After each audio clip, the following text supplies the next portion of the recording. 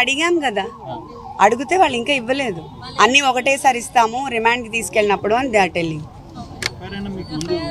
ఇవ్వాలి కదా, అదే ఇవ్వలేదు. అందుకే కదా మేము అడిగాము కానీ ఇవ్వలేదు. అందుకే లాయర్ని కూడా పంపించమంటే ఆయన కూడా అదే అడిగారు. ఇంతసేపు దానికోసమే కూర్చున్నాం. We are not going to give now. రిమాండ్కి తీసుకెళ్ళినప్పుడు అన్ని పేపర్స్ ఒకటేసారి we are going to give. Then how are you going to prepare? మేము ఎలా ప్రిపేర్ అవ్వాలి ఇప్పుడు? That's what we asked. అంటే ఎందుకు ఒక మనిషిని అరెస్ట్ చేశారు అని ఎంతసేపు ఉంచడం కూడా illegal detention. That is what law. వాళ్ళు ఎఫ్ఐఆర్ ఇస్తేనే కదా మేము ఏమైనా చేయగలం. అంటే గ్రౌండ్ రీజన్స్ ఎందుకు అరెస్ట్ చేశారు అనేది ఇంకా దే ఆర్ నాట్ రివీలింగ్ కదా.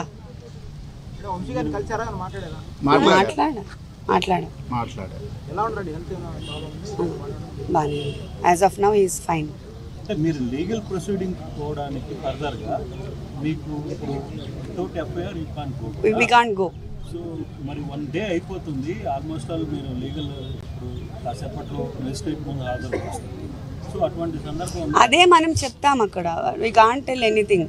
ఆయన మీరు చెప్పే అవకాశం ఉంటుందని ఆయన చెప్తారు, ఇంకా మనకి ఎట్లా అవకాశం ఉంటుంది?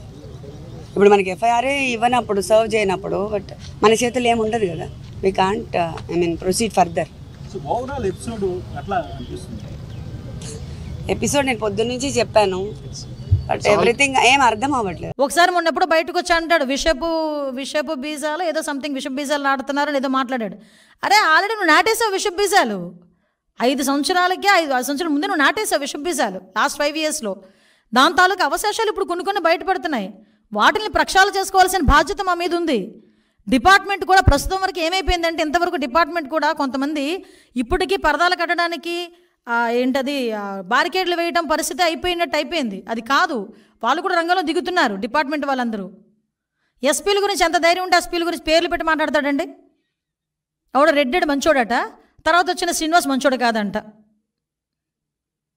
ఆ పల్నాడు ఎస్పీల గురించి. అంటే ఇక్కడ ఎంత విషయాన్ని కక్కాలని చూస్తున్నాడో ప్రజలందరూ కూడా అర్థం చేసుకోవాలి. దయచేసి ఒకటే చెప్తున్నానండి, ఈరోజు రాజారెడ్డి రాజ్యాంగాన్ని ఆ రోజు అమలుపరిచి ఈరోజు చంద్రబాబు నాయుడు గారు యాజ్ పర్ రూల్ ప్రకారం వెళ్తూ ఉంటే మాట్లాడుతున్నాడు. సంక్షేమ కార్యక్రమాలు అమలు చేయలేదు, దానికి వేరే ప్లాట్ఫామ్ ఉంది, వేరే రకంగా మాట్లాడుకోవచ్చు. ఇది ఎందుకు రెండు కలిపేసి నాన్న రచ్చ చేసేసి ఏదో రకంగా నీ ఫ్రస్ట్రేషన్ అందరూ బయటపడేసుకుంటాం? నేను మాత్రం ఒకటే చెప్తున్నానండి, ఎవరైనా సరే గవర్నమెంట్కి వ్యతిరేకంగా కాదు, గవర్నమెంట్ని టార్గెట్ చేస్తూ తప్పుడు సమాచారాలతో మాట్లాడితే గనక అది జగన్మోహన్ రెడ్డి అవనేయండి, ఏ రెడ్డి అవనేయండి, ఎవడైనా అవనేయండి, చట్టపరమైన చర్యలు తీసుకోబడతాయి. చట్టపరంగా వాళ్ళ మీద చర్యలు తీసుకుంటామని క్లియర్గా మాత్రం చెప్తున్నాం. మొన్న జగన్మోహన్ రెడ్డిని మాట్లాడిపోయింది కూడా తీసుకుంటాం. ఎందుకు తీసుకోకూడదు? ఎందుకంటే మొదట ఆయనే మాట్లాడాడు కదా, ఆయన తర్వాత మిగతా వాళ్ళందరూ మాట్లాడతారు.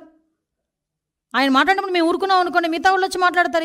మేము ఎందుకు ఆ ఛాన్స్ ఇవ్వాలి? మేము తప్పు చేస్తే మీరు అన్నట్టు మేము మాట్లాడకుండా ఊరుకోవచ్చు. మేము తప్పు చేయలే, ఇక్కడ తప్పు జరగల. నోటుకొచ్చినట్టు 1000, 2000, 400, 460 అని చెప్పి నోటుకొచ్చిన అంకెలు చెప్పేసి ఏది పడుతుంది మాట్లాడేస్తే ఎవరు ఊరుకుంటారు? ఊరుకోవాల్సిన అవసరం లేదు కదా. తీసుకోవాలి, తీసుకుంటాం, డెఫినెట్గా తీసుకుంటాం. కాదండి, లాస్ట్ 5 years గురించి కూడా మాట్లాడాలి కదా. నేను ఏమంటానంటే, ఇది 45 రోజుల విషయం గురించి మాట్లాడుతున్నావు. బాబాయ్ హత్య కేసు నుంచి కోడికత్తి శ్రీని దగ్గర నుంచి మొదలు పెట్టుకుందాం. అంతకుముందు నుంచి నీ తాలూకా నేర చరిత్ర అంతా తీయట్లే, సంతోషించు. నీ తాలూకా నేర చరిత్ర అప్పటి నుంచి తీసుంటే కనుక గ్రంథాలు అవుతాయి. నేను రెడీ. అదే దేనికి నేను భయపడాలి?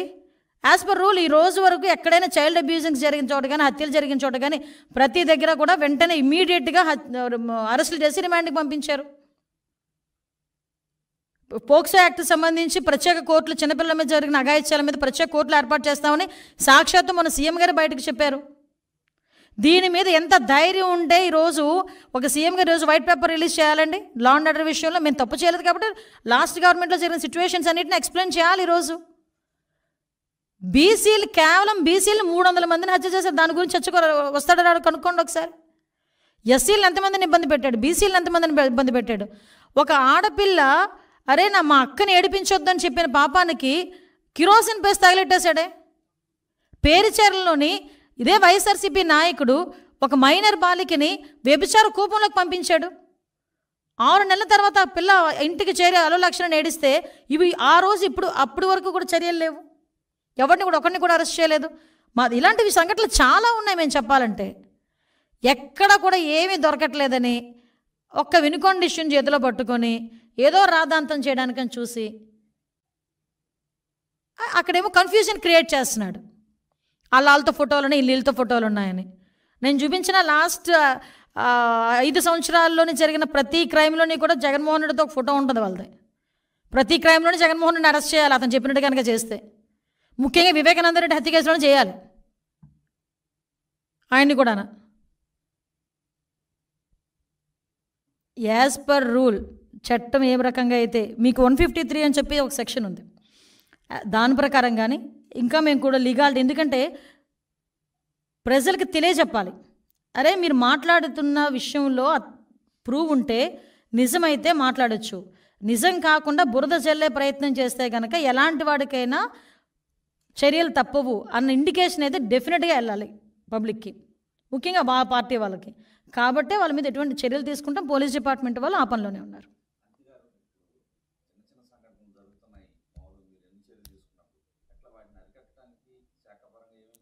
ఎస్, నిజమేనండి. ఇప్పుడు మీరు అబ్జర్వ్ చేశారో లేదో, చిన్నపిల్లలు, నేను మొన్న కూడా చెప్పాను, చిన్నపిల్లల అబ్యూజింగ్స్ గురించి మేము చాలా డీప్గా దాని మీద అనాలిసిస్ చేసుకున్నాం. అనాలిసిస్ చేసుకుంటే ఫర్ ఎగ్జాంపుల్ ఒక 10 సంఘటనలు జరిగినాయి అనుకోండి, 10 సంఘటనలోని కూడా 10 సంఘటనలు కూడా నియర్ బై పక్కింటి వాళ్ళు కానీ, వాళ్ళతో బాగా క్లోజ్ అసోసియేషన్లో ఉన్న వాళ్ళు కానీ, వాళ్ళ తాతలు వరసలు వాళ్ళ రిలేషన్స్ కానీ వాళ్ళే ఎక్కువగా ఇలాంటి అఘాయిత్యాలకి పాల్పడడం ఒక ఎత్తు అయితే, ఎక్కువ మేజర్గా కల్తీ మద్యం తాగి మద్యం మత్తులోని గంజాయి మత్తులోని మాత్రమే ఇలాంటి సంఘటనలు జరుగుతున్నాయి. సో దాన్ని ఏ విధంగా అరికట్టాలి, దాన్ని ఏ విధంగా అవేర్నెస్ క్రియేట్ చేయాలనే ఉద్దేశంతో లాస్ట్ టైం చెప్పాము నార్కోటిక్ టాస్క్ ఫోర్స్ గంజాయి విషయంలోని మేము ఏర్పాటు చేస్తున్నాం.